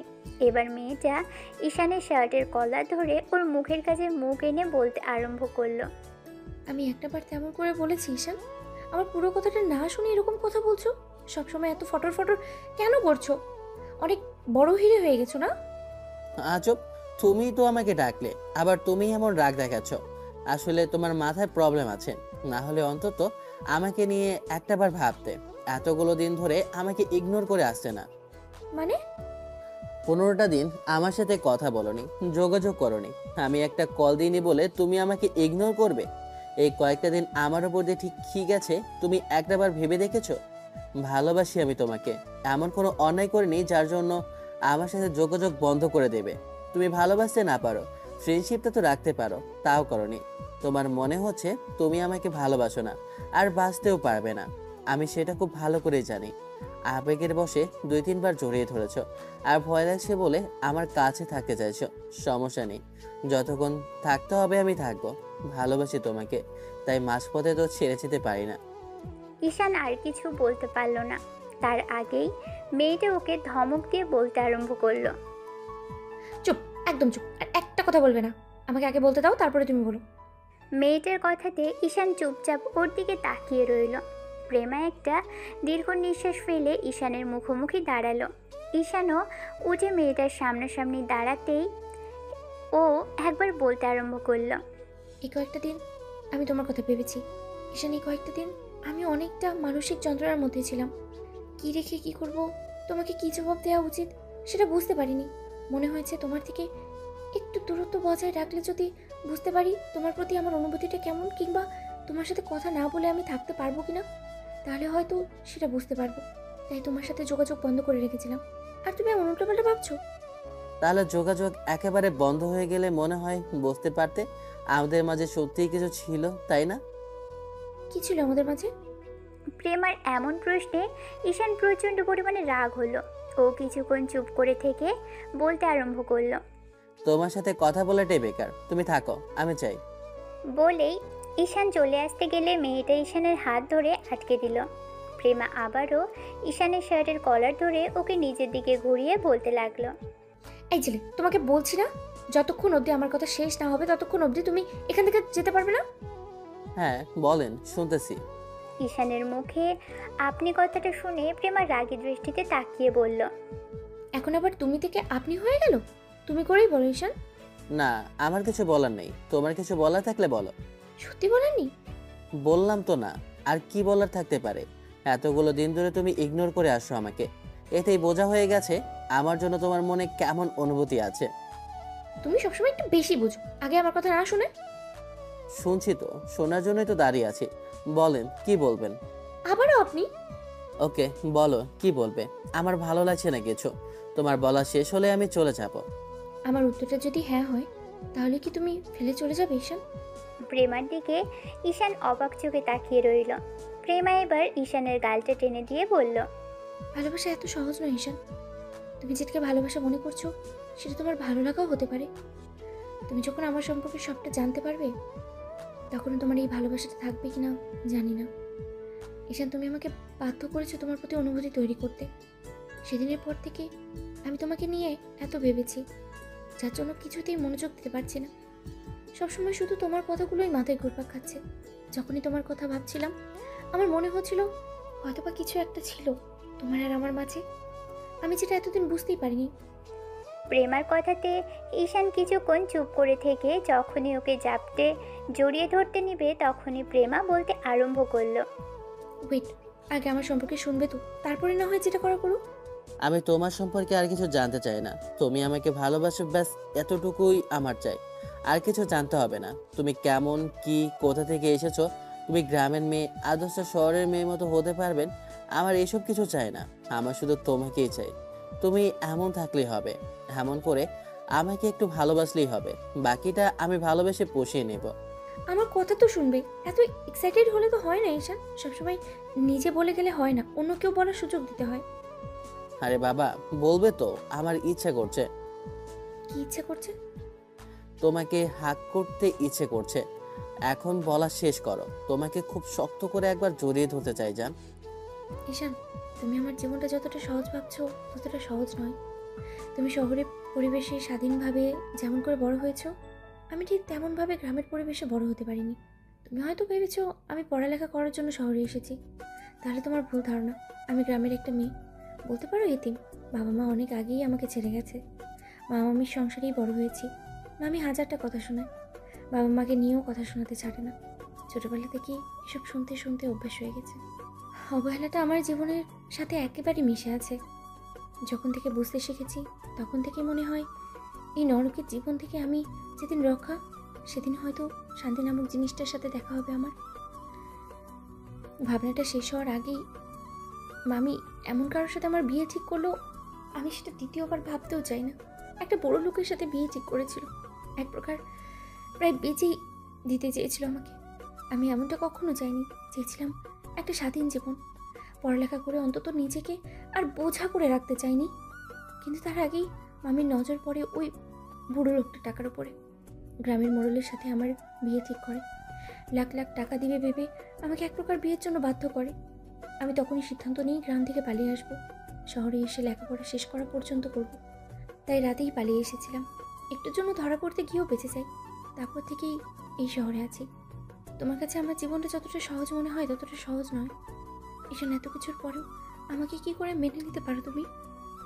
অসহায় আরেকটি এতিম মেয়েকে কেউ নিজের জীবনে জড়াতে চাইবে না, তার উপরে তোমার আব্বু আম্মু কখনোই আমাকে মেনে নেবে না। আমি জানি তুমি খুব বড় লোক ছেলে, আর তুমি যেটাকে চাকরি করা বলছো সেটা চাকরি করা নয় ঈশান, ওটা তোমারই কোম্পানি। আমি সেটা খুব ভালো করেই জানি। বিজনেসম্যান আফজাল সাহেবের একমাত্র ছেলে তুমি। এই বয়সে তুমি যে পরিমাণে সফলতার দেখা পেয়েছো তা অন্য কেউ পায়নি। তারপর আমি তোমার সাথে যোগাযোগ রেখেছি। যদি ভেবে থাকো তোমার সুযোগ নিয়েছি, তাহলে সেটা ভুল। তোমার সাথে কথা বলতে ভালো লাগতো, সারা জীবন একলাই বড় হয়েছি, তাই শহরে এরকম কারোর সাথে দেখা হবে, কারোর সাথে বন্ধুত্ব হবে সেটা ভাবিনি। এখানে একমাত্র তোমাকেই দেখেছি, আমাকে কখনো অবহেলা করেনি। তাছাড়া এখানে আমার যতগুলো মেয়ে ফ্রেন্ড আছে তারাও আমাকে কথা শোনাতে ছাড়ে না। গ্রামের খ্যাত ছোট লোক বলেই সবসময় অপমান করে। আমি কিছু মনে করিনি, কিন্তু তোমার থেকে আমি যেটুকু ভালো ব্যবহার পেয়েছি তাতে অবাক লেগেছে। এত বড়লোক হবার পরও তুমি আমার সাথে এত স্বাভাবিকভাবেই কথা বলেছো, তাই তোমার সাথে বন্ধুত্ব করেছিলাম। এখন তুমি বলো, সব কিছু জানার পরে কেউ আমাকে মেনে নিতে চাইবে ঈশান? তোমার বলা শেষ? হ্যাঁ। সব কিছুর পরেও যদি বলি আমি তোমাকে ভালোবাসি, সারা জীবন আমার তোমাকেই চাই পাগলি। আমি দেখেছি অনেক বড় লোকের ছেলে গরিব মেয়েদের ভালোবাসে, কিন্তু পরবর্তীতে 2 দিনেই এই ভালোবাসা শেষ হয়ে যায়। অনেকে তো মেয়েটাকে নিজের চাহিদার বস্তু ভেবেই কাছে টানে, তারপরে দিন শেষে তাকে ছুঁড়েও ফেলে দেয়। ওরা মেয়েদের বিয়ের স্বপ্ন দেখিয়ে তাদের মন ভেঙে দেয়। তুমিও কি এমনটা করতে চাইছো আমার সাথে? তাহলে তোমার আশাটা কখনোই পূরণ হবে না ঈশান। শেষ পর্যন্ত এতগুলো দিন ধরে এসবই ভেবেছো? আমার সম্পর্কে এটাই তোমার মনে এসেছে? আমি তোমাকে এমনটা বলছি না, কিন্তু ঈশান আজকাল এমনটা। হ্যাঁ, এমনটা হয়, আর আমিও তাদের দলেরই একজন, তাই তো? আমি এমনটা বলছি না, কিন্তু আমার জীবনে এরকম কিছু হলে নিজেকে শেষ করে দেওয়া ছাড়া আমার আর কোনো উপায় থাকবে না ঈশান। আমি তোমাকে ভালোবাসি, তোমাকে চাই, আমার তেমন করে চাই না, তোমাকে পবিত্রভাবেই চাই। যদি বলি তোমাকে বিয়ে করতে চাই, বিয়ে করবে আমাকে পাগলি? কি বলছো তুমি? তোমার মাথা ঠিক আছে? তোমার আব্বু আম্মু কখনোই আমাকে মেনে নেবে না। শহরে এত বড় বিজনেসম্যান তার ছেলে তুমি, তোমার জীবনের সামনে অনেক বড় ক্যারিয়ার ঈশান। তুমি এসবের মধ্যে জড়িয়ে নিজের জীবনটাকে শেষ করো না। আমার মতো একটা এতিম মেয়েকে। ঈশান মেয়েটাকে আর কোনো কথা বলতে দিল না, ঝাপটে বুকের সাথে জড়িয়ে ধরল। ঈশানের এরকম কর্মকাণ্ডে প্রেমা কথা বলার ভাষা হারিয়ে ফেলল। ঈশান নিজে থেকেই ওকে জড়িয়ে ধরল। বুকের সাথে মেয়েটাকে জড়িয়ে ধরতেই ও চুপচাপ হয়ে গেছে। আমি তোমাকে তারপরেও ভালোবাসি পাগলি। তোমার বাবা মা নেই তাতে কি হয়েছে? আমার পরিবার আছে, আমি আছি। তোমার কেউ নেই বলে যে তোমাকে আমার আব্বু আম্মু মেনে নেবে না, তেমনটা তো নয় পাগলি। আমার কিচ্ছু চাই না পাগলি, তুমি আমাকে সামান্য একটু ভালোবেসো, তাহলেই হবে। আর শোনো, আমি খুব শীঘ্রই আব্বু আম্মুকে তোমার বিষয়টা বলবো, ওদের রাজি করাবো, তারপর তোমাকে বিয়ে করে নিব। দেখো, আমাকে একটু সময় দাও জান। কিন্তু ঈশান। তুমি ভয় পাচ্ছ, এর মাঝে যদি আমাদের মাঝে কিছু হয়ে যায়, তাই তো? ঠিক আছে, তুমি চাইলে আমি তোমার কাছেও আসবো না, সব সময় দূরে থাকবো। যেদিন তোমাকে বিয়ে করব সেদিনই তোমার সামনে আসবো। এখন বিশ্বাস হচ্ছে আমাকে, নাকি এরপরও বিশ্বাস করতে পারবে না? ঈশান কথাগুলো শেষ করার সাথে সাথেই প্রেমা 2 হাতে ওর শার্টটা খামচে ধরে বলতে লাগলো। নিজের থেকেও বেশি বিশ্বাস করি, কিন্তু ভয় হয় জানো তো। আব্বু আম্মুর মতো তুমিও যদি আমার কাছ থেকে হারিয়ে যাও, তাহলে আমি শেষ হয়ে যাবো ঈশান। তোমাকে ভালোবেসে ফেলেছি, এখন যদি আমাকে দূরে সরিয়ে দাও, আমি কি নিয়ে বাঁচবো ঈশান? পাগলি, এখন থেকে নিজেকে আর একা ভাববে না, আমি আছি তো ভালোবাসার জন্য। আর তোমার মামামের ব্যবস্থা আমি করব। না না, এরকম কিছু করতে হবে না। তাছাড়া ওদের সাথে যোগাযোগ করলে ওরা জেনে যাবে আমি কোথায় আছি। ওরা আমাকে এখান থেকে জোর করে নিয়ে যাবে। তুমি জানো না মামি কতটা লোভী। আমাকে জোর করে নিয়ে গিয়ে ওই লোকটার সাথে বিয়ে দিয়ে দিবে। আমি তোমাকেও হারিয়ে ফেলবো, আর তুমি আমাকে হারাবে। আমি তোমাকে হারাতে চাই না ঈশান। জান, আমার উপর বিশ্বাস আছে না? আমি সবটা ঠিক করে দেব। আমি খুব তাড়াতাড়ি তোমাকে আব্বু আম্মুর সাথে দেখা করাবো। ঈশান, আমার ভয় করছে, যদি ওরা আমাকে আমাকে মেনে না নেয়। আমি গরিব গরিব ঘরের একটা মেয়ে, তারপরে আমার কেউ নেই। এসব ভেবে আমাকে যদি তোমার থেকে দূরে সরিয়ে দেয়, কি করে থাকবো আমি? এমন কিছু হবে না জান। আব্বু আম্মুকে তুমি অতটা কঠোর ভাবছো, যতটা কঠোর ওরা নয়। ওরা একদম মাটির মানুষ। একটা সময় ওরাও গ্রাম থেকে এসেছিল। গ্রামের অসহায়ত্ব আর কঠিন জীবন সম্পর্কে ওদের ধারণা আছে। তোমাকে ভয় পেতে হবে না। এখন তুমি আমাকে আরেকটু শক্ত করে জড়িয়ে ধরো তো। ঈশান কথাটা বলতেই প্রেমা লজ্জায় আড়ষ্ট হলো। মেয়েটা ঈশানকে ছাড়িয়ে নেওয়ার চেষ্টা করে ঈশান ওকে আরও শক্ত করে জড়িয়ে ধরে বলল। আমি তোমাকে শক্ত করে জড়িয়ে ধরতে বলেছি, আর তুমি আমাকে ছাড়িয়ে নিতে চাইছো। না না, মানে আসলে আমার লজ্জা লাগছে ঈশান, প্লিজ আমাকে ছাড়ো। আজব, নিজে থেকে বারবার জড়িয়ে ধরেছিলে, তাতে লজ্জা লাগেনি, আর এখন লজ্জা লাগছে। তোমাকে জড়িয়ে ধরতে বলেছি, জড়িয়ে ধরো। না হলে কিন্তু তোমাকে আমার এখন কোলে ওঠাতে হবে। সেটা কি ভালো হবে? আমি তোমাকে কোলে নিয়ে হাঁটবো, সেটা তো তোমার লজ্জা লাগবে না? এই না, এরকম কিছু করো না প্লিজ, আমার প্রচুর পরিমাণে লজ্জা লাগছে। কিন্তু আমার ভালো লাগবে। কথাটা বলেই ঈশান প্রেমাকে ছেড়ে দিল। তারপর হুটহাট করে কোলে তুলে নিতেই মেয়েটা ছটফট করতে লাগলো। চুপচাপ গলা জড়িয়ে ধরো, না হলে কিন্তু ফেলে দিব। প্রেমা ভয়ে এক হাতে ঈশানের গলা জড়িয়ে ধরল, আরেক হাতে শার্টের কলার খামচে ধরল। ঈশান মেয়েটার চোখে মুখে স্পষ্ট ভয়ের ছাপ দেখতে পাচ্ছে। প্রেমাকে নিয়ে ঈশান কলেজের পিছন দিকটায় লেকের পাড়ে চলে আসলো। তারপর প্রেমাকে জায়গায় বসিয়ে দিয়ে ওর পাশে বসে পড়ল। মেয়েটা মায়াবী চোখে তাকিয়ে আছে ঈশানের দিকে, তাই ও বলল, এমন করে কি দেখছো জান? আমার পিচ্চিটাকে দেখতেছি। মানে আমি পিচ্ছি হলাম কবে থেকে? তুমি তো আমার থেকে ছোট, সেই জন্যই পিচ্ছি বলছি। কত গল্পই দেখেছি পিচ্ছি বড় হয়, আর এখন দেখছি আমার বয়ফ্রেন্ডই শেষে পিচ্ছি হলো। ওসব কথা ভাববে না, বলেছি না? বিয়েটা হতে দাও, যে কোনো দিন তোমাকে পিচ্চির আমু বানিয়ে দেব। প্রেমা আমার গালটা টেনে দিয়ে বলল, মুখে কিছুই আটকায় না তাই না, নির্লজ্জ ছেলে কথাকার। ছেলেরা নির্লজ্জ, না হলে মেয়েরা মা ডাক শুনতে পারে না। তুমি জানো না জান? কথাগুলো বলে ঈশান মেয়েটাকে বুকের সাথে জড়িয়ে ধরল। প্রেমাও ওর বুকে মাথা রেখে চোখ বুজে রাখলো। সেদিন বিকেল অবধি ঈশান প্রেমার সাথে ছিল। তারপর সন্ধ্যার মুখে প্রেমাকে হোস্টেলে পৌঁছে দিয়ে ঈশান বাসায় চলে গেল। ঈশান প্রেমাকে বলল ও আম্মু আব্বুকে সবটা বলবে, কিন্তু বাসায় পৌঁছে আব্বুকে পেল না। তাই আম্মুকে আব্বুর কথা জিজ্ঞেস করে বলল, তোমার আব্বু তো দিন 15-র জন্য বাইরে গিয়েছে। কেন আব্বু, কিছু প্রয়োজন? তোমার আব্বু বলেছি কিছু দরকার হলে যেন তুমি আমাকে বলো। না আম্মু, তেমন কিছু না। আসলে তোমাদের কিছু কথা বলা ছিল। আব্বু থাকলে ভালো হতো। ঠিক আছে, আব্বু আসুক, তারপর না হয় বলবো। কথা বলার আছে বলো, সমস্যা নেই, আমি শুনতেছি। আব্বু থাকলে ভালো হতো, গুরুত্বপূর্ণ কথা। তবে এখন না বললেও চলবে। ঠিক আছে, দুজনে এক জায়গায় যখন হবে তখন নাই বলবো। ঠিক আছে, জোর করে কিছু শুনতে চাইবো না, যখন ইচ্ছা হয় বলো। ঈশান রুমে চলে আসে। সেদিনের মতো বলা হলো না। এমন করেই কয়েকটা দিন কেটে গেল। দিন যত যেতে লাগলো প্রেমার সাথে ঈশানের সম্পর্কটা আরও গভীর হতে লাগলো। মেয়েটা এখন ঈশানকে ছাড়া কিছুই বোঝে না। ঈশানের যখন মনে হয় প্রেমা ওর থেকে জুনিয়র, কারণ প্রেমা সবসময় কেমন যেন ওর জন্য পাগল হয়ে থাকে। ঈশান দেখা করতে একটু দেরি করলে মেয়েটা কেমন যেন রাগ করে থাকে, বাচ্চাদের মতো ভ্যাভা করে কাঁদে। দিন 15 কথা। সেদিন ঈশান অফিসের কাজে ব্যস্ত ছিল, তাই প্রেমার কলটা রিসিভ করতে পারেনি মিটিংয়ে থাকায়।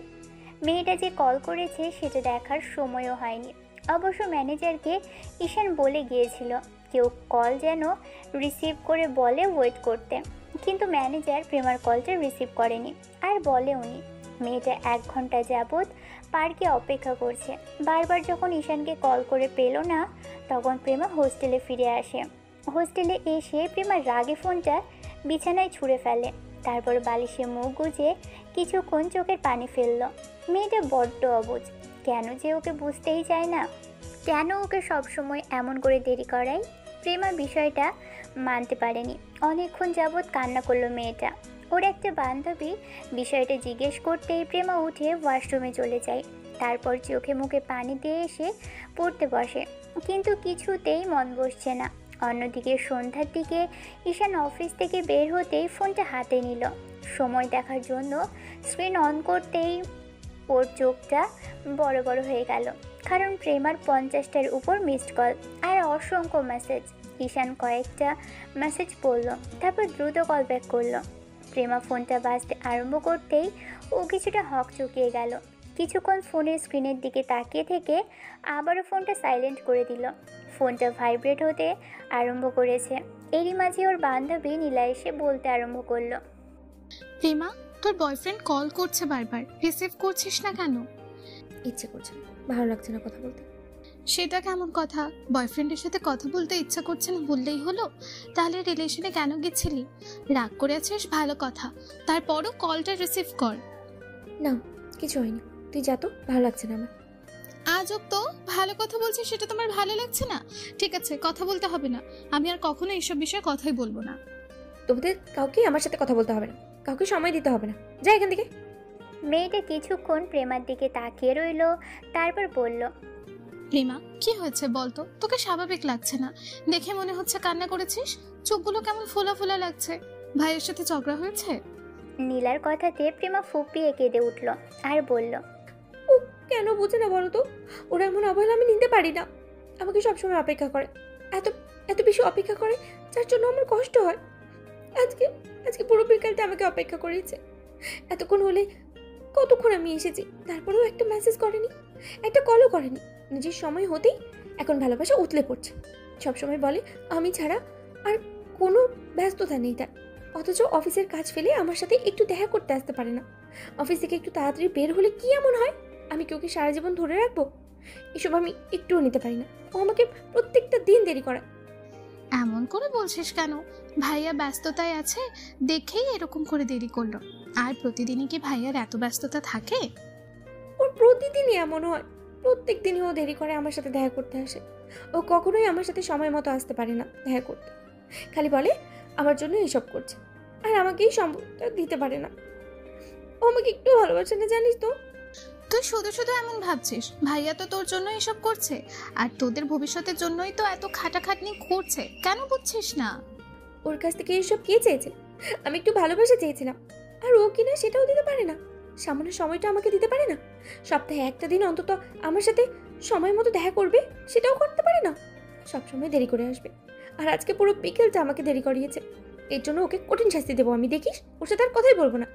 প্রেমার ফোনটা আবারও বাজতে লাগলো। নীলা বলতে লাগলো, বকাঝকা করা থাকলে কর, রাগ করে থেকে শুধু শুধু ছেলেটাকে কষ্ট দিবি আর তুইও কষ্ট পাবি। কথা বললে হালকা হতে পারবি। একটু কান্নাকাটি করলেই দেখবি ভাইয়া আর এরকম করবে না। ভাইয়ার উপর রাগ করে আছিস, থাক, কথা বল, তারপর চুপ করে থাকিস না। ওর সাথে আমি কথাই বলবো না। ওর সাথে কোনো কথাই নেই আমার। যতদিন না ও সময় মতো আসতে পারবে, ততদিন আমি ওর সাথে কোনো কথা বলবো না। পাগলামি করিস না তো, কথা বলে সব ঠিক করে নে। নীলা প্রেমাকে ফোনটা এগিয়ে দিলেও প্রেমা কল রিসিভ করলো না। নীলা নিজেই কলটা রিসিভ করে কানে দিতেই ওপাশ থেকে কেউ একজন উত্তেজিত কণ্ঠে বলতে লাগলো, জান, তুমি রাগ করেছো আমার উপর, তাই না? সোনা, প্লিজ একটু কথা বলো আমার সাথে। দেখো, অপর পাশ থেকে নীলা কারো এরকম উত্তেজিত আর এরকম আদুরে শব্দগুলো শুনে এবার ফোনে লাউড স্পিকার দিতেই প্রেমার ফুপিয়ে উঠতে লাগলো। ঈশান বুঝতে পারলো প্রেমা আশেপাশে আছে, কিন্তু কথা বলছে না। এবার ঈশান কিছু বলতে যাবে তার আগেই নীলা মেয়েটা বলতে লাগলো, ভাইয়া, আমি প্রেমার ফ্রেন্ড। প্রেমা তো আপনার উপর প্রচন্ড পরিমাণে রেগে আছে। আপনি নাকি ওকে পুরো বিকেলটা অপেক্ষা করিয়েছেন, সেই জন্য রেগে আছে। তাই কলও রিসিভ করছে না, আর আপনার সাথেও কথা বলছে না। আপু প্লিজ ফোনটা ওর কাছে দাও। দেখো, ওর রাগ করাটা স্বাভাবিক। আমি সত্যি বলছি, আমি একটা মিটিংয়ে ছিলাম, আমার খেয়াল ছিল না একটু। আমি ম্যানেজারকে বলে গিয়েছিলাম ও আমাকে কল করতে পারে। ম্যানেজার লোকটা আমাকে কিছুই জানায়নি, না হলে এরকম কিছু হতো না। ঈশানের আতঙ্কিত কণ্ঠ শুনে নীলা প্রেমার দিকে ফোনটা এগিয়ে দিলে প্রেমা ফোনটা দিল না। উঠে চলে যেতে নিলেই প্রেমা জোর করে ওকে বসিয়ে দিল আর ওর কানে ফোনটা ধরে বলতে আরম্ভ করলো, এত রাগ না করে কথা বলতো। মেয়েটা প্রেমাকে জোর করে ফোনটা ধরিয়ে দিল। প্রেমার ফুপানোর শব্দ ঈশানকে এলোমেলো করে দিচ্ছে, তাই ঈশান এবার নরম কণ্ঠে আবারও বলতে আরম্ভ করলো, জান, প্লিজ আমার উপর রাগ করে থেকো না, একটু কথা বলো। সোনা, দেখো, আমার একটা মিটিং ছিল, আমি ভেবেছিলাম সময় মতো বেরিয়ে আসতে পারবো। আর ম্যানেজারকে বলেও গিয়েছিলাম যে আমার জানটা যদি কল করে তাহলে আমাকে। একদম আমাকে জান বলবে না।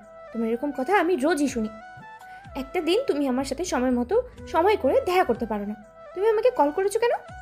তোমার সাথে আমার কোনো কথা নেই। তুমি একদম আমাকে কল করবে না, আর মেসেজও করবে না। জান, প্লিজ আমার কথা শোনো। আমি তো জানতাম না, জানলে কি এমনটা করতাম?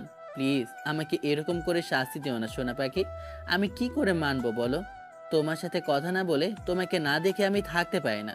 তুমি এমন করে শাস্তি দিলে আমি সহ্য করতে পারবো না জান। এখন তো ভালোবাসা দেখাতে হবে না। তুমি আমাকে একটুও ভালোবাসো না ঈশান। আমি তোমার সাথে একটা কথাও বলবো না। কল রাখো, আমাকে ফোন দিবে না। জান, প্লিজ একটা আবার ভিডিও কল ধরো, তোমাকে খুব দেখতে ইচ্ছে করছে। প্লিজ কল কেটে দিও না সোনা। তোমাকে বলছি না কলটা রেখে দাও। কই, যখন সময় মতো আসতে বলি তখন এসে তো ভালোবাসা দেখাতে পারো না, আর এখন এসেছো ভালোবাসা দেখাতে। যেদিন থেকে সময়ের মতো আসতে পারবে সেদিন সেদিন আমাকে কল করবে, তার আগে না। প্রেমা কলটা কেটে দিল। ঈশান সাথে সাথে আবারও ওকে কল করলো।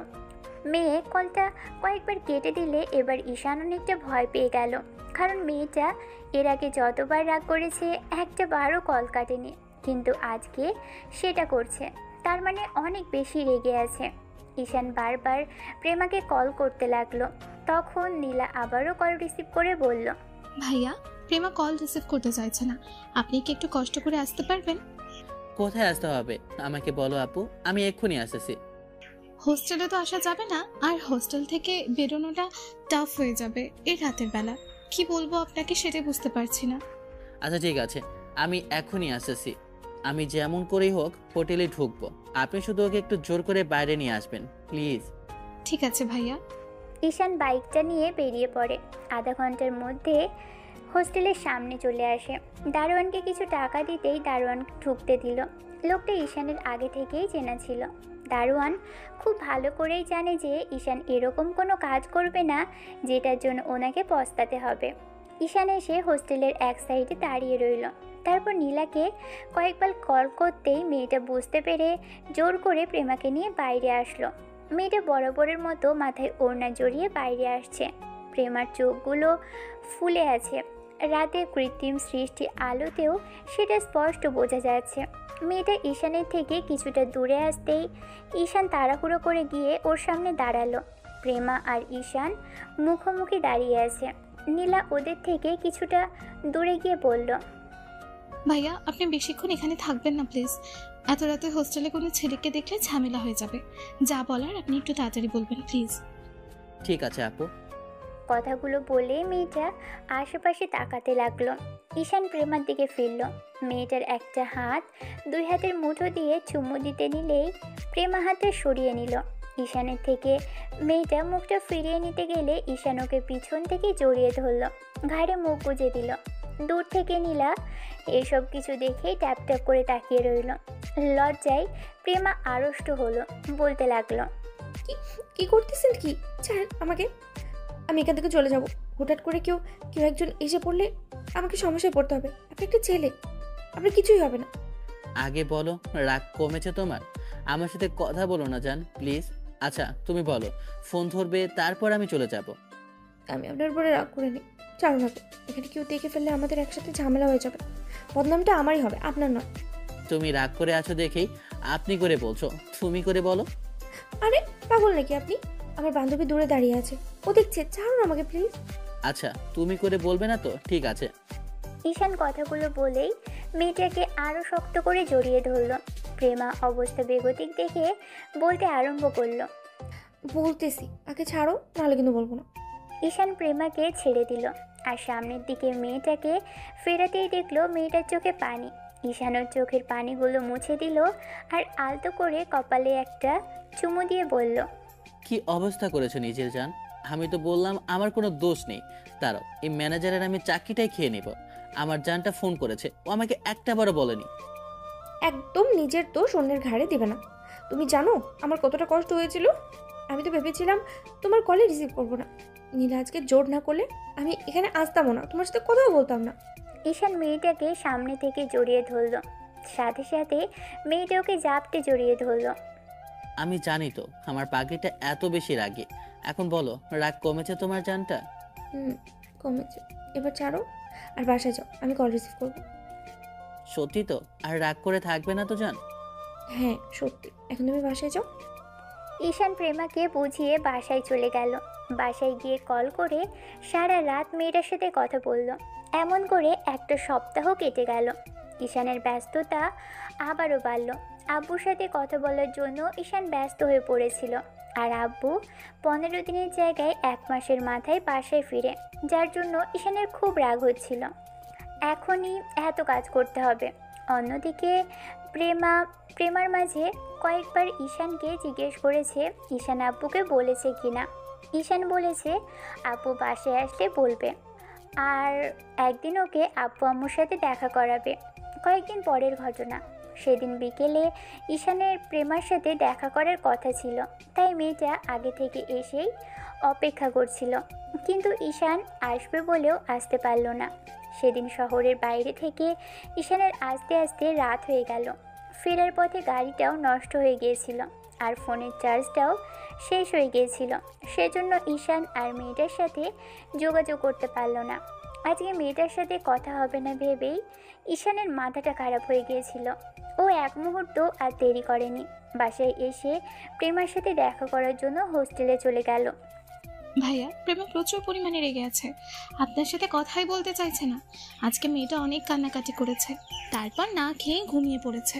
আপনি এখন চলে যান, কাল সকালে একেবারে দেখা করে যাবেন। ওকে একটু ফোন কলটা রিসিভ করতে বলবেন প্লিজ আপু। আমার ভালো লাগছে না কিছুই, আমি ঠিক সময় আসতেও পারিনি। ফোনটাও আজকে বন্ধ হয়ে গিয়েছিল। মেয়েটাকে কি করে যে বোঝাবো জানি না। ঘুম ভাঙলে কলটা রিসিভ করতে বলবেন, না হলে কিন্তু আমি ওকে জোর করে উঠিয়ে নিয়ে যাব। প্রেমার সাথে ঈশান সেদিন আর কথা বলতে পারল না, বাসায় চলে আসলো। কিছুই ভালো লাগছে না। রাতে খাবারটা পর্যন্ত খেলো না ঈশান। সারা রাত মেয়েটাকে কল করে গেছে, কিন্তু একটাবারের জন্য মেয়েটা কলটা রিসিভ করেনি। পরদিন সকালে ঈশান কলেজের সামনে গিয়ে অপেক্ষা করলো, তারপরও মেয়েটা আসেনি। এই সময়টাতে হোস্টেল যাওয়াও যাবে না, তাতে প্রেমার সমস্যা হবে। ঈশান অনেকক্ষণ অপেক্ষা করলো, মেয়েটা একটাবারের জন্য আসলো না। তারপর বিকেলে ঈশান নীলাকে কয়েকবার কল করলো, নীলাও এবার ফোনটা রিসিভ করছিল না। তারপর যখন কল ব্যাক করলো তখন ঈশান বলতে আরম্ভ করলো, আপু আপনাদের কি হয়েছে বলেন তো? কেউ আমার কল রিসিভ করছেন না। এমন একটা সিচুয়েশনে আমি কি করব কিছুই বলতে পারতেছি না। নিজেকে পাগল পাগল মনে হচ্ছে আপু। আপু প্লিজ ওকে বলেন না একটু কথা বলতে আমার সাথে, না হলে ওকে একটু ফোনটা দিন প্লিজ। ভাইয়া, কালকে যে ঘটনা ঘটেছে ওর পর থেকে প্রেমার খুব জ্বর এসেছে। মেয়েটা আমাকে রিকোয়েস্ট করেছিল আপনাকে না বলতে। কালকে যখন আপনি দেখা করতে এসেছিলেন তারপর থেকেই ওর খুব জ্বর এসেছে। ভাইয়া, কালকে প্রেমা যখন আপনার জন্য পার্কে অপেক্ষা করছিল তখন কয়েকটা ছেলে ওকে অনেক ডিস্টার্ব করে আর বাজে বাজে কথা বলেছে।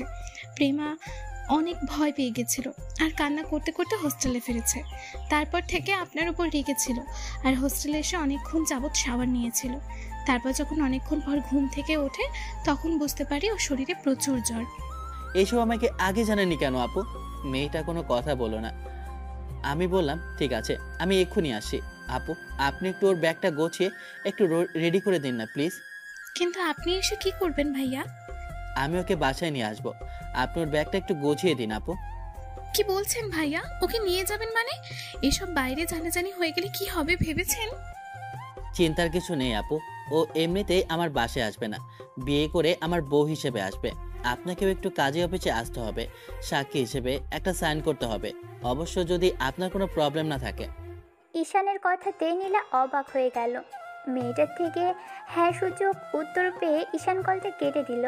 একদিনের জ্বরে প্রেমাকে পুরো কাবু করে ফেলেছে। ঈশান আধা ঘন্টার মধ্যে গাড়ি নিয়ে হোস্টেলের সামনে এসে থামলো। ঈশানের ফোন পেয়ে ওর বন্ধুরা চলে এসেছে।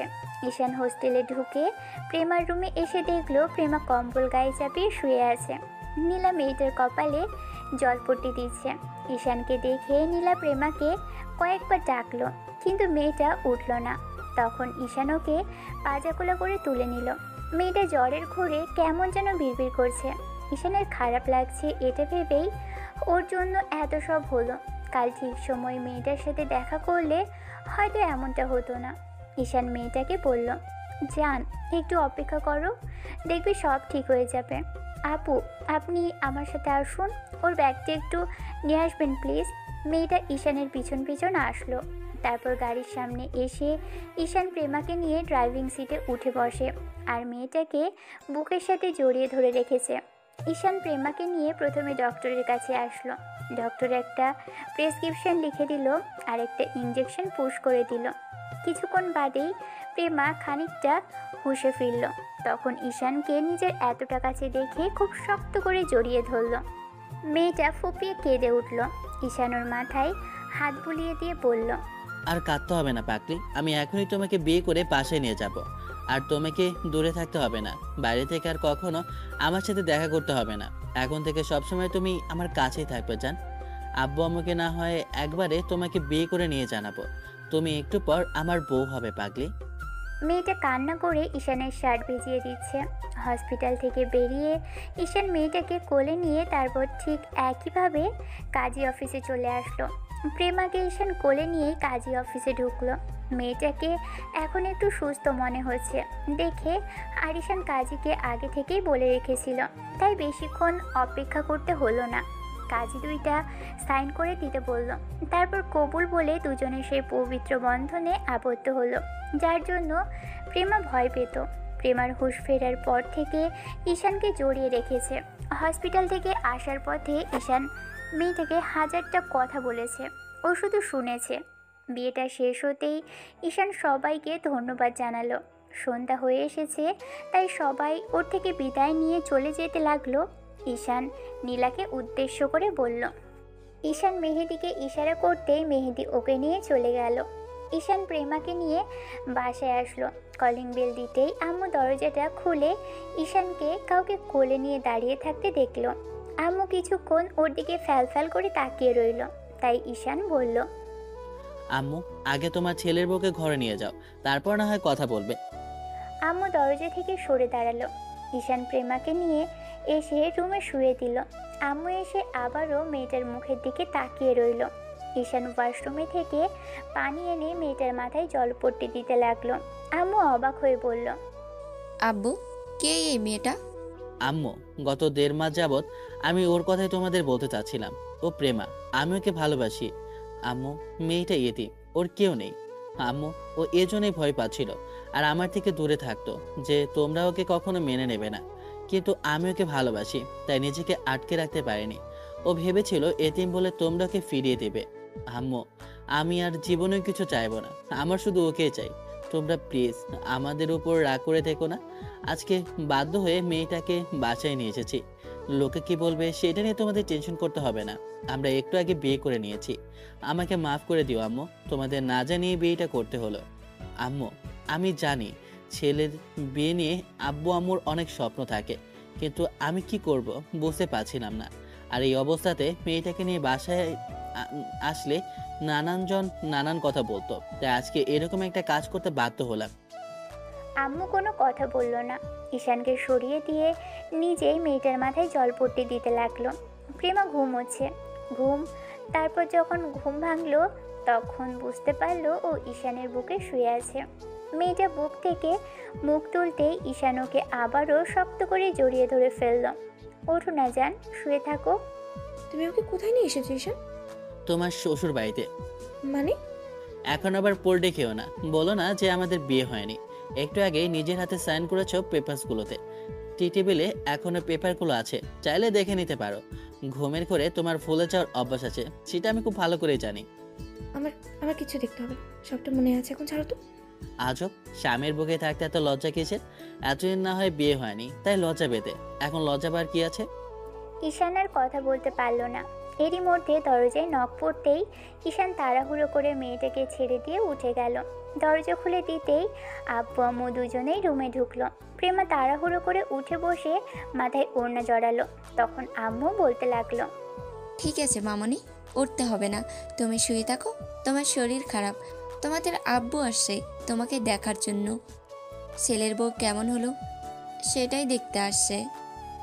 ঈশান অবাক চোখে আব্বুর দিকে তাকাতেই আব্বু একটু হেসে ঈশানের মাথায় হাত বুলিয়ে দিয়ে বলল, এর কথা শুনে রাগ হয়েছিল, কিন্তু বৌমার মুখ দেখে আর রাগ করে থাকতে পারছি না। আমাকে একটাবার ফোন করে বলতে পারতে, এত কিছু হলো আর আমাদের কিছুই জানালে না। কি করব, তুমি কাজ নিয়ে ব্যস্ত। ওর সাথে আমার রাগারাগি চলছিল, রাগ করে মেয়েটা আমার সাথে কথাই বলছে না। আমি এইগুলোই ঠিক করব নাকি তোমাদের সাথে কথা বলবো সেটাই ভেবে পাচ্ছিলাম না। তোমাদের রাগ অভিমানের পালা মিটলে আমরা এবার একটা রিসেপশনের অনুষ্ঠান করতে চাই। আগে ওকে সুস্থ হতে দাও, তারপর এসব নিয়ে ভাবা যাবে। আব্বু আম্মু, তোমাদের ছেলের বউকে বলো তোমরা ওকে মেনে নিয়েছো, না হলে মেয়েটা ভয়ে শেষ হয়ে যাচ্ছে। আব্বু আম্মু দুজনেই মেয়েটার দিকে তাকালো। মেয়েটা লজ্জায় মাথা নিচু করে আছে। আব্বু প্রেমার মাথায় হাত বুলিয়ে দিল আর বলতে আরম্ভ করলো, ঠিক আছে মামুনি, ভয় পেতে হবে না। আর ছেলের বউকে আমার পছন্দ হয়েছে। আমরা ওরকম আব্বু আম্মু নয় যে ছেলের ভালোবাসাটাকে তার থেকে কেড়ে নিব। আমাদের ছেলে যে মেয়ের সাথে ভালো থাকবে তাকে মেনে নিতে আমাদের কোনো আপত্তি নেই। ঠিক আছে, ঠিক আছে, তুমি রেস্ট নাও। বাকি কথা না হয় তুমি সুস্থ হও, তারপর হবে। প্রেমা মাথা নেড়ে হ্যাঁ সূচক উত্তর দিল। আব্বু আম্মু চলে যেতে ঈশান খাবার নিয়ে আসলো, নিজ হাতে খাইয়ে দিল মেয়েটাকে। মেয়েটা অবাক হচ্ছে, ছেলেটা এরকম কেয়ার করছে। আবেগপ্রবণ হয়ে খাওয়ার মাঝেই প্রেমা ঈশানকে শক্ত করে মিনিট 5 জড়িয়ে ধরে রাখলো। খাওয়া শেষ করে ঈশান নিজেও খেয়ে রুমে আসলো। তারপর দরজাটা লাগিয়ে দিতে নিলেই প্রেমা বলতে লাগলো, কি হলো? তুমি দরজা আটকাচ্ছ কেন? থাক না, দরজাটা খোলাই থাক। হ্যাঁ, আমি আমার বউয়ের সাথে কি করব সেটা বাইরের পাবলিক দেখুক, তাই না? আম্মু যখন তখন রুমে আসতেই পারে ছেলের বউয়ের কি অবস্থা দেখার জন্য। যখন দেখবে ছেলে তার বউকে আদর করছে তখন কি অবস্থা হবে একটাবার ভেবে দেখেছো? ঈশানের কথাতে মেয়েটা লজ্জায় আড়ষ্ট হলো। মুখটা ফিরিয়ে নিতেই ঈশান এসে প্রেমার পাশে শুয়ে পড়ল। প্রেমা বসে, তাই ঈশান ওর একটা হাত ধরে টান দিতেই প্রেমা ঈশানের বুকে গিয়ে পড়ল। দুজনের শরীরেই ঈশান ভালো করে কমফোর্টারটা জড়িয়ে নিল। প্রেমা বিড়াল ছানার মতো ঈশানের বুকে গুটিসুটি মেরে পড়ে রইল। ঈশান ওর চুলের ভাঁজে চুমু খেয়ে মাথায় হাত বুলিয়ে দিতে দিতে বলল, জান, আমরা কয়টা বেবি নেব বলো তো?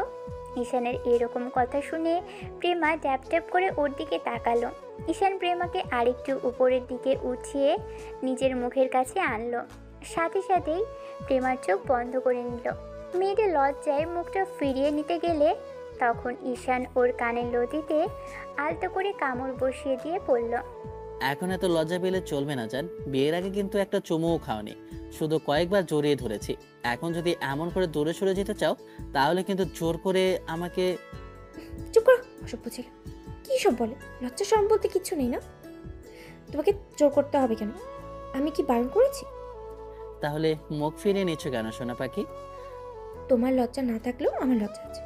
এত লজ্জা পেতে হবে না, এখন শুধু চুমুই খাবো। তুমি সুস্থ হও, তারপর বাকিটা হবে। তোমার শরীরে বিন্দুমাত্র শক্তি নেই আমার ভালোবাসাটা নেওয়ার মতো। এতটা অসুস্থ হইনি যে আমি তোমার ভালোবাসা সহ্য করতে পারবো না। তাহলে তো ট্রাই করে দেখতে হয়, কি বলো? হ্যাঁ। ঈশান কথাগুলো বলে মেয়েটাকে আর কোনো সুযোগ দিল না। দুজনের 4 জোড়া ঠোঁট এক করে দিল। ভালোবাসাময় সময়টা কাটুক ওদের। ভালো থাকুক ভালোবাসার মানুষগুলো। দেখা হচ্ছে অন্য কোনো দিন অন্য কোনো নতুন গল্প নিয়ে। ততদিন সুস্থ থাকবেন, ভালো থাকবেন, আমাদের সাথেই থাকবেন।